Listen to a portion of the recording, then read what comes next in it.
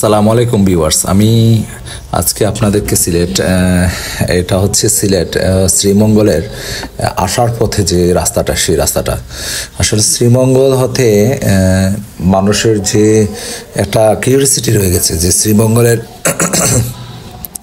প্রতিটা রাস্তাই আসলে খুব সুন্দর। আপনি শ্রীমঙ্গলের এই রাস্তাগুলি দিয়ে যাতায়াত করবেন, যাতায়াতে দেখবেন আপনার রাস্তাটা খুবই সুন্দর, সুচারু, এবং এই রাস্তা দুপাশের অবস্থাটা খুবই সুন্দর। এবং শ্রীমঙ্গল থেকে যখন যাত্রা করবেন, আপনি যখন আসবেন তখন দেখবেন যে রাস্তার দুপাশে খুব সুন্দর সুন্দর বিরামহীন বাড়িগুলি দেখতে পাবেন। আপনার দুপাশের যে বাড়িগুলি এগুলি আসলে খুবই সুন্দর এবং গাছগাছালি ঘেরা, এবং এরকম কিন্তু অন্য কোথাও তেমন একটা দেখতে পাওয়া যায় না। তবে শ্রীমঙ্গলের রাস্তাটা মৌলভীবাজারের রাস্তার সাথে কিছুটা মিল রয়ে গেছে। যেমন মৌলভীবাজারের রাস্তা যেটা রয়েছে, এই রাস্তাটা শ্রীমঙ্গলের রাস্তার কিছুটা কাছাকাছি, কারণ হচ্ছে দুই পাশে গাছগাছালি রয়েছে, রাস্তাটা খালি রয়েছে, আপনি যখন মন চায় তখনই এদিকে যাতায়াত করতে পারবেন। তবে যানজটবিহীন, একদম যানজট নেই এই রাস্তাটা। আসলে আমি প্রায় সময় চলাফেরা করে থাকি, তার মধ্যে যখনই আপনার এই রাস্তা দিয়ে আমি যাতায়াত করি তখনই দেখতে পাওয়া যায় যে রাস্তার দুই পাশে যে গাছগুলি রয়েছে সারি সারি এভাবে একদম সাজানো গুছানো। আর তাছাড়াও আরেকটা জিনিস আছে, এটা হচ্ছে আপনি এই রাস্তাতে কখনো জ্যাম পাবেন না, মানে জ্যাম নেই এবং যানজট নেই, কোনো সমস্যা নেই, কোনো কিছু নেই, একদম রাস্তাটা ক্লিন পরিষ্কার। আপনি যখনই যাতায়াত করবেন তখনই আপনি বুঝতে পারবেন যে এই দুই পাশে কী অবস্থা এবং কতটা সুন্দরভাবে গেছে রাস্তাটা।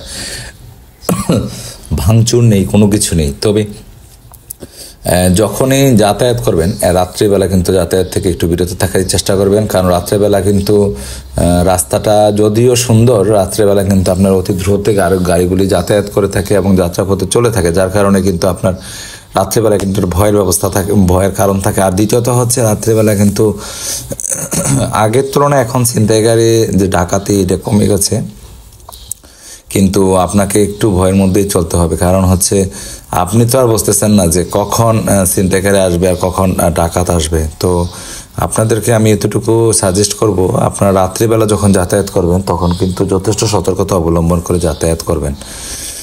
আর এই রাস্তাটা আপনি যখনই আমার ভিডিওতে কেমন দেখতেছেন আমি জানি না, তবে এই রাস্তাটা যখনই আপনি যাতায়াত করবেন রাস্তাগুলো কিন্তু খুবই সুন্দর এবং চলাচলের উপযোগী একটা রাস্তা।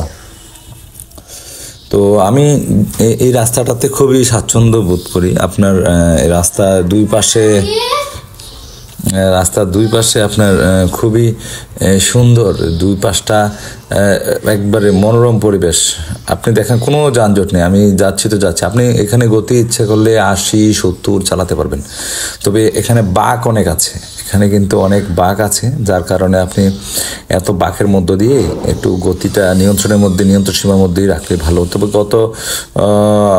কিছুদিন পূর্বে একটা অ্যাক্সিডেন্ট হয়ে মানুষের ক্ষতিগ্রস্ত হয়েছে। তবে আমি যতটুকু বলি যে আপনারা সবসময় নিজের বাইক, মোটরসাইকেল, কার যেটাই ড্রাইভ করেন আপনার নিয়ন্ত্রণের মধ্যেই রাখবে না। কারণ হচ্ছে নিয়ন্ত্রণের মধ্যে যদি না রাখেন তাহলে কিন্তু আপনি ব্রেক বা কোনো কিছু করে কিন্তু আপনি সুবিধা করতে পারবেন না। কারণ হচ্ছে আপনি যখন ব্রেকটা করবেন তখন কিন্তু মনে হবে যে আপনি আর কন্ট্রোলের মধ্যে রাখতে পারতেছেন না, তখন কিন্তু আপনার অ্যাক্সিডেন্টই হয়ে থাকে। আর যদি আপনার গতিটা সীমার মধ্যে থাকে, সীমা বলতে আপনার কন্ট্রোলের মধ্যে থাকে, যে আপনি কন্ট্রোল করতে পারবেন, তাহলে কিন্তু কোনো সমস্যা হয় না সাধারণত।